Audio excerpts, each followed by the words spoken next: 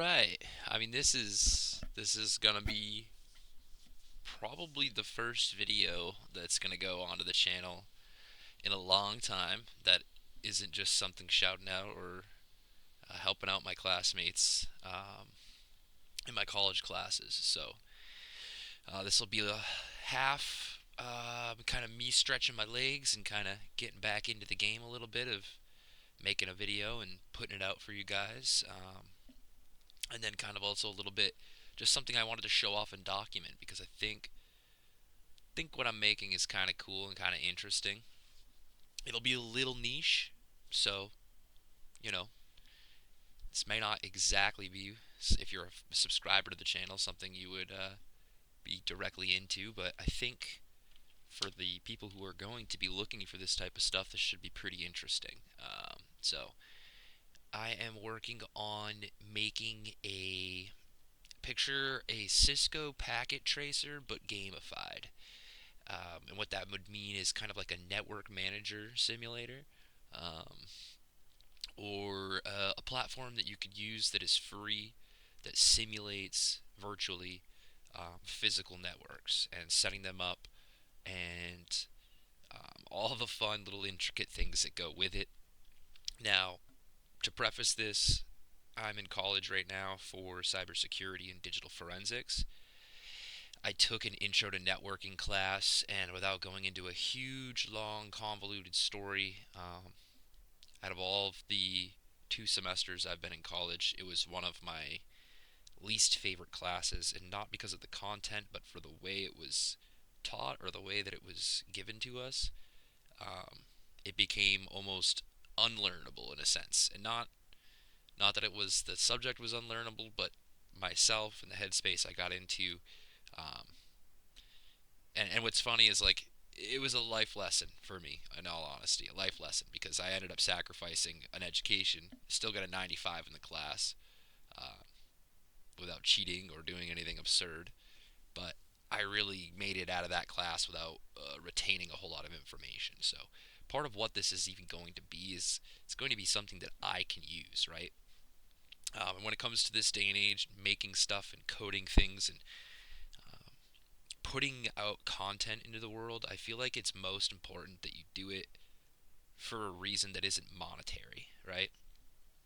And I'm kind of pushing forward on this idea of open sourcing knowledge, open sourcing information, and kind of creating things in a way that's can be built upon or can be utilized by others in a productive manner, right? And so I'm using AI to make this. I'm going to also say that straight up. We're 3 minutes in and I'm already ranting and raving, but I am using AI to create this. I am using Cursor AI. I have access to this, a subscription, you could say, um, and as you can see here, I've used 91% of included API usage. So I don't have an unlimited service, but I've been given a slightly better than trial service to Cursor AI. And I've been working on many different projects over my time of having this, but um, I feel like this is a really great way to push back against a lot of the anti-AI rhetoric out there. Is we're using AI to create something that's going to be educational.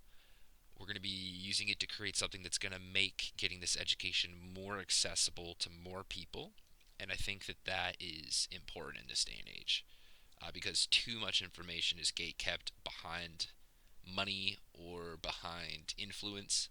And I think that AI is one of the best tools you can use to circumnavigate that gatekeeping, right?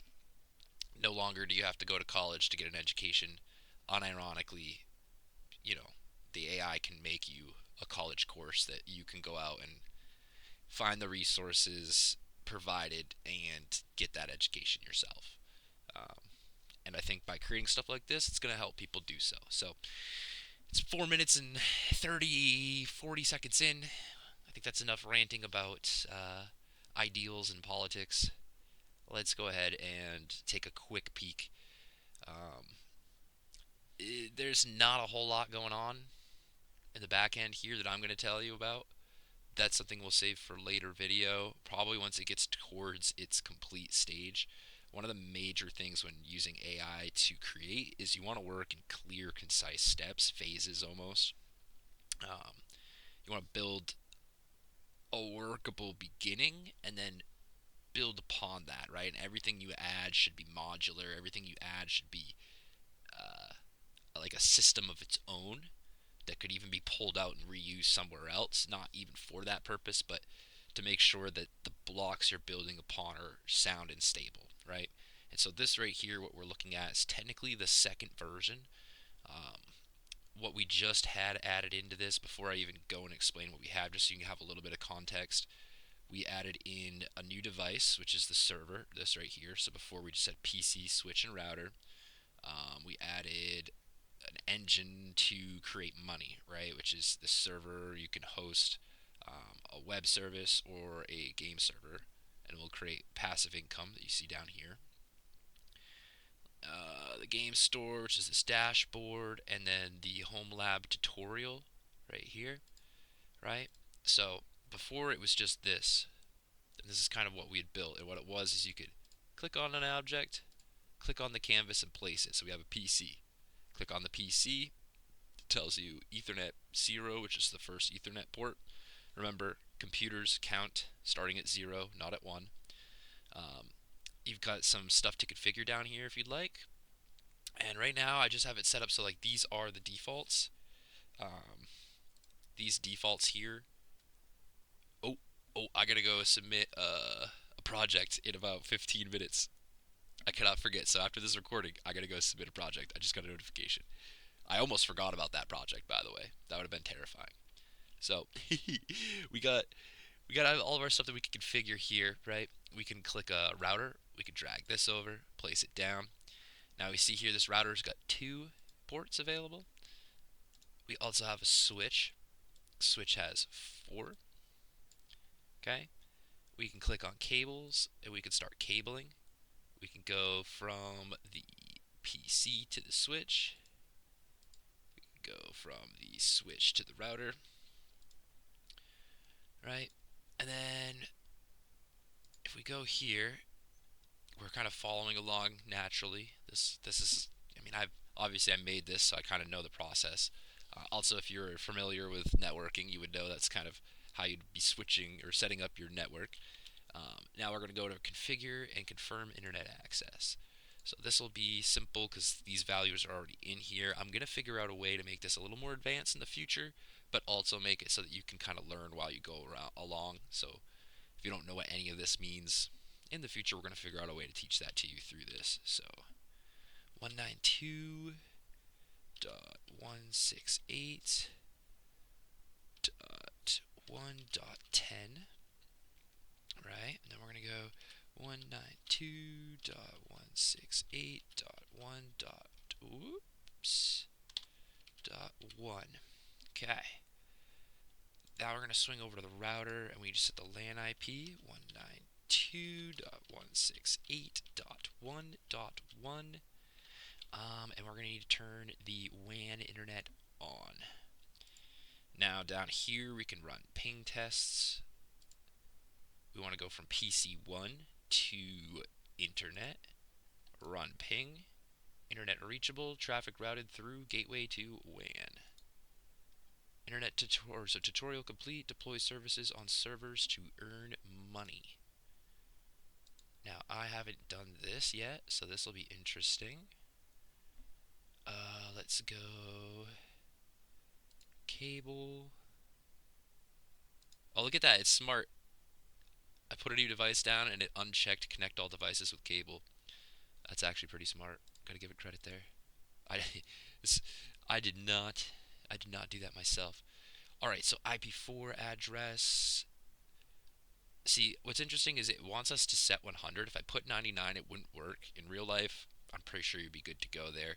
In real life, you'd have a range, right? So like this is the default gateway. This is already taken, and then 192.168.1.0 would also already be taken. So it means like your next first IP address in the network would have to be 192.168.1.2. I think is how that goes if I'm remembering from my network class. I could be wrong, but I know that it can't match the default gateway that is taken and used. Um, and then you have a range depending on your subnet mask. Um, and I believe you would have 253 options or something like that, or 254 options is how it goes. I could be wrong, right? This is something that we're going to learn in further episodes. but for right now, we don't particularly need to know that. 2.168 dot 1.100 192.168 dot 1.1 and boom, game server offline. Offline. Server run ping. Alright, so we have connection to the internet. Oh, so see, this is oh, server's online. Bing bong. All right, and we're accruing money. Boom. Now, I'll show you guys really quick. Right. Swing. Let's go to ask. All tests are clear and green. Explain our next phase.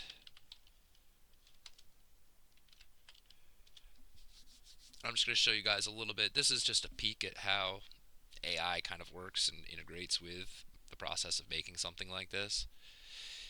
Let me see. Employment career mode. This phase transforms a sandbox into a structured game with progression, a mission system. Each mission designs a room layout, pre-placed devices, or ISP jack for WAN, objectives, and rewards. Missions are assigned sequentially. The player doesn't pick from a job board, they progress through a linear career. Examples from the spec: server closet 101, add second server to an existing closet, fix an outage, room system, and it's going to go along and it's going to explain it all out. This is something that like I've already planned out and given to it. I've given the AI a whole huge, and I think we can actually go. Could probably just show you. Given it a massive, massive amount of context before we started this project. And that's something that it's different for everybody. I spent a night working on it. Usually I would spend a little more time working on it than a night, but you can see this right here is just the context. This is the prompt I gave it. You are my senior engineer, technical lead, and game designer. You are building a playable 2D networking simulation game inspired by Cisco Packet Tracer, but structured as a game with progression, missions, and a home lab passive income system. We just keep going through. We define a tech stack, an architecture, and then we start putting in the phases. And that way, things can be done step by step, slowly, concisely. Um, and like obviously, like this can be done with anything, not just this kind of tech game. You can do this with anything. Um, so the idea, hopefully, is this will be a fun and interesting way to learn networking. Um, I've kind of I've got one more phase after the one that it's about to implement, and then I'll be at a position where I can't really progress more because I'll actually have to go and start re-remembering or relearning my intro to networking class to make sure that everything in this game is correct. You know what I mean? That's the next step, is like confirming that it's as uh, authentic and real as possible. I'll get to go spend some time in Cisco Packet Tracer, which I love doing. It's the reason I created this. Is I'm a nerd. I actually really enjoy sitting in Cisco Packet Tracer and designing networks, right? But you get kind of bored doing that. You can only make so many for fun before your imagination runs up. So this is going to provide a space to do that for the niche people who, may be interested in doing that. Might be also a great place for people to learn. And yeah, So if you watch this video, you listen to me ramble for 14 minutes, 15 minutes now, I appreciate you. Thank you so much. There will be more content to come.